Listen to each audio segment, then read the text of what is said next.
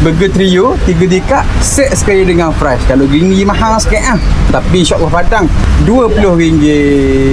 Zinger double set kat ayam dulu cheese keping, ayam satu lagi, cheese keping, cili sikit, mayonis. Betul. Kita nak buat ni trio Trionya ada 3 patty. Pertama kita letak patty small kecil dulu, ayam grey dahulu, caramelized onion. Yang kedua patty beef homemade. Tingkat ketiga ayam crispy, cheese keping, cili sikit, mayonis. Betul. Letak fries. Atas fries kita letak sos cili, black pepper dan mayonis.